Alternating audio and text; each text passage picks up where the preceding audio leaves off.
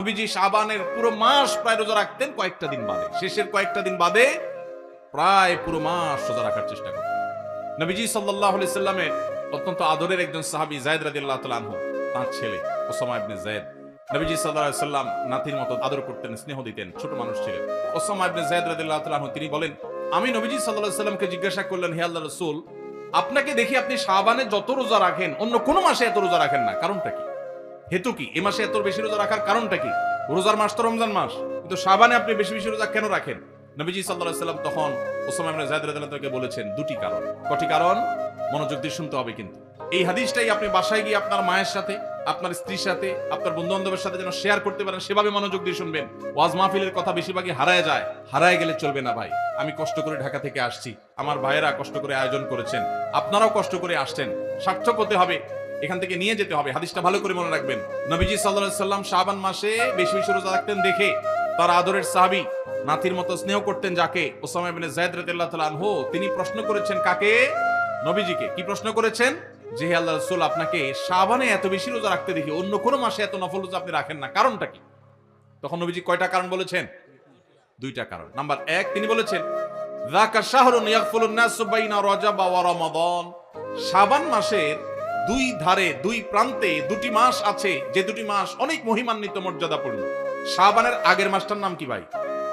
রজব। এই রজব মাসটা মহিমান্বিত কোন কারণে? মেরাজের কথা বলছেন। রজব মাসটা কেন মর্যাদাপূর্ণ, কেন এর মর্যাদা বেশি?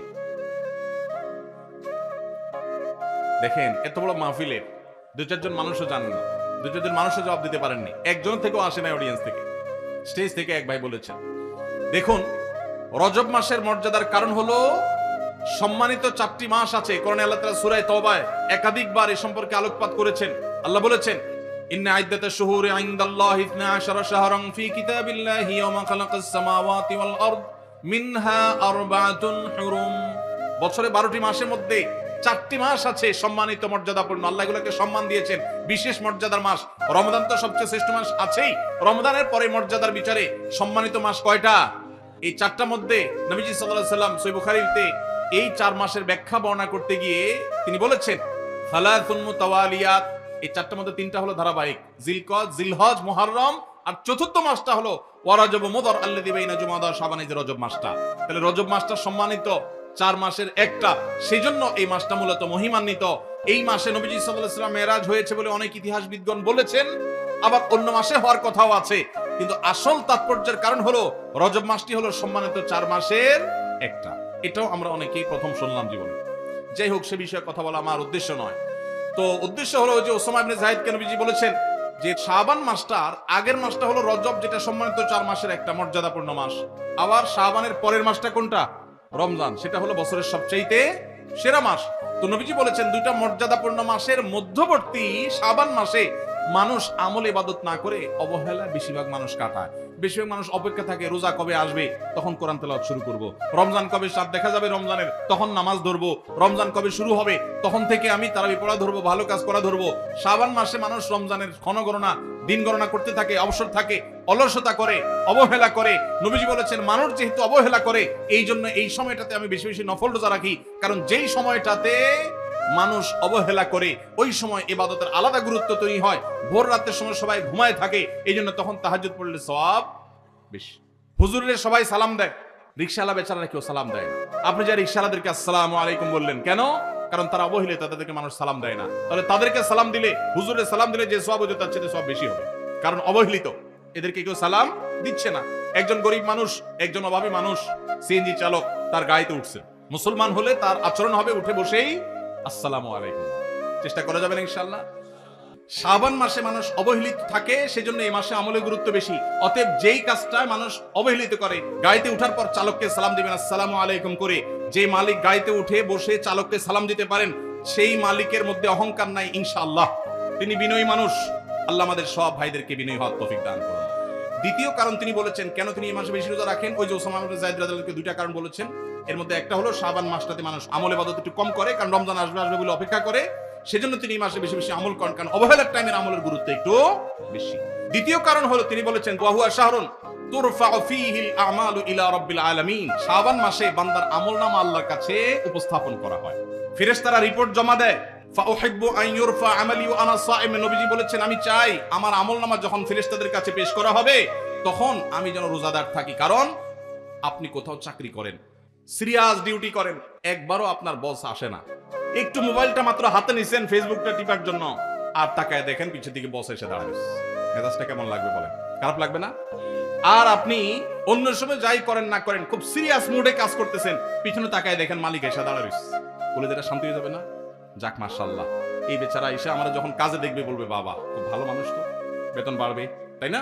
নবীজি সাল্লাল্লাহু আলাইহি সাল্লাম বলছেন যে আমি শাবান মাসে বেশি বেশি নফল রোজা এই জন্য রাখি, ফেরেশতারা আমার সারা বছরের আমলনামা আল্লাহর কাছে রিপোর্ট জমা দেন, সারা বছর কি করেছি না করেছি তার সব হিসাব জমা দেন। আল্লাহ যখন আমার হিসাবের প্রতি মনোনিবেশ করেন, ওই অবস্থা যদি আল্লাহ সুবহানাহু ওয়া তাআলা তিনি দেখতে পান যে তার বান্দা আমি রোজা আছি, তাহলে আল্লাহ একটু অনুগ্রহ করবেন। এই জন্য আমি এই মাসে রোজা রাখি। তাহলে নবীজি সাল্লাল্লাহু আলাইহি সাল্লাম শাবান মাসে রোজা দুইটা কারণ পাওয়া গেল। এক তো হলো গাফলতির সময় সেজন্য তিনি রোজা রাখতেন, দ্বিতীয়ত হলো এই মাসে বান্দার আমলনামা পেশ হয় সেজন্য তিনি রোজা রাখতেন। এই দুই কারণ আমাদের বেলায়ও আছে না নাই? তাহলে আমাদের রোজা রাখা উচিত না উচিত না? চেষ্টা করবো তো ইনশাআল্লাহ। ভাইরা আমার, একটা প্রশ্ন আপনাদের মনে হইতে পারে, সেটা হলো আমরা তো শুনছি মানুষের আমলনামা সকালে বিকালে আল্লাহর কাছে জমা হয়, ফেরেশতারা জমা করে, আবার এখন শুনলাম শাবান মাসে জমা হয়, তাহলে দুই রকম হলো যে? এর উত্তর হলো আল্লাহ রাব্বুল আলামিনের কাছে আল্লাহর ফেরেশতারা মানুষের আমলনামাকে তিন ধাপে, তিন স্তরে, তিনটা লেয়ারে, তিনটা সময়ে আলাদা আলাদা ভাবে উপস্থাপন করে। একটা হলো প্রাত্যহিক রিপোর্ট, প্রাত্যহিক আমলনামা, ডেইলি, প্রতিদিনের আমলনামা সকাল এবং সন্ধ্যায়। সারা রাত আপনি কি করেছেন? ওয়াজ শুনেছেন না গান শুনেছেন? ভালো কাজ করেছেন না মন্দ কাজ করেছেন? সারা রাতে কি করেছেন? প্রত্যেকটা মানুষের হিসাব আল্লাহ রাব্বুল আলামিনের কাছে প্রত্যেকটা ভোরে ওই রাতের ডিউটি থাকা ফেরেশতারা জমা দেন। আবার সারাদিন আমরা যা করি না করি সন্ধ্যায় সারাদিনের ডিউটিতে রত ফেরেশতারা আল্লাহর কাছে জমা দেন। তাহলে বান্দার আমলনামা, বান্দার রিপোর্ট জমা দেওয়া হয় একটা হলো প্রাত্যহিক, প্রতিদিন, সেটা কখন? সকাল এবং সন্ধ্যা। বান্দার আমলনামা জমা দেওয়া হয় আরেকটা লেয়ারে, সেটা হলো প্রত্যেক সপ্তাহে 2 দিন, সোমবার এবং বৃহস্পতিবার। নবীজি সাল্লাল্লাহু আলাইহি ওয়াসাল্লাম যেন সোমবার বৃহস্পতিবার রোজা রাখতেন, কারণ সোমবার এবং বৃহস্পতিবার বান্দার আমলনামা ফেরেশতারা আল্লাহর কাছে পেশ করেন। তাহলে একটা হলো ডেইলি আমলনামা পেশ, সেটা সকাল সন্ধ্যা। একটা হলো সাপ্তাহিক আমলনামা পেশ, সেটা হলো সোম বৃহস্পতি। আর একটা হলো বার্ষিক রিপোর্ট পেশ, সেটা কখন? শাবান মাস। বিভিন্ন অফিসে যারা চাকরি করেন মাসের হিসাব দেওয়া লাগে একরকম, ডেইলির হিসাব দেওয়া লাগে আরেক রকম, বার্ষিক রিপোর্ট দেওয়া লাগে আরেক রকম, আছে না নাই? ঠিক একই ভাবে আল্লাহ রাব্বুল আলামিনের কাছে আমাদের আমলনামা পেশ করা হয়।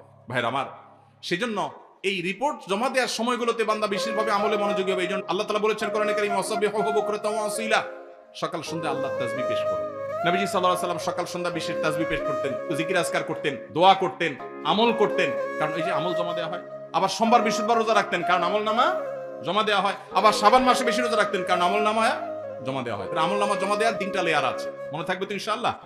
ভাইরা আমার, এছাড়াও শাবান মাসে বেশি বেশি নফল রোজার আরেকটা কারণ আছে, সেটা হলো ইস্তেহাদি। সেটা হাদিস দ্বারা না প্রমাণিত না, সেটা বিভিন্ন মুহাদ্দিসগণ, উলামা ইকরাম, স্কলারগণ বলেছেন। সেটা হলো হঠাৎ করে রমজানের রোজা যদি রাখা শুরু করেন, সারা বছর এক রকমের খাদ্য অভ্যাস, সকাল দুপুর রাতে খেয়ে, এখন হঠাৎ করে অভ্যাসটা চেঞ্জ হয়ে যাবে, ইফতার এবং রাতে সাহরি খাবেন আর সারাদিন না খেয়ে থাকবেন। হঠাৎ করে 30 দিনের রোজা রাখতে গিয়ে